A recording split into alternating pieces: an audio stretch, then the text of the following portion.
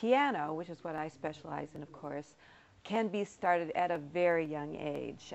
But if the mother decides to start it at age 3 or 4, start piano lessons at that age, I think Mom and Me lessons are best because 3 and 4-year-olds don't necessarily listen. They don't necessarily sit down. They don't keep track of what they have to do at home.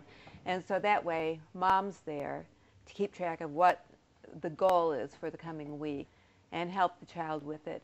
And also, the mother is there to try out these things on the piano too and let her child see if she's doing it right. So it makes it not so much a situation where the child is doing all the work, but that the mother is doing some work too, and the child is acting like the mom and being in control, which they like.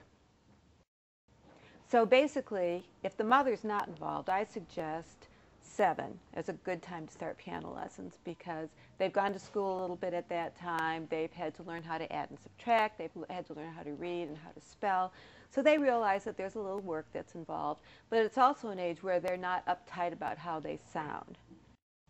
One time a 7-year-old is not ready is if they can't sit. Sometimes children come in and they'll sit down for a second or two and then they're up running around the room and then they sit down for a second or two. If they can't sit down for a half hour with an occasional gallop to my side, I would say they're not ready. You have to wait until that they're a little calmer.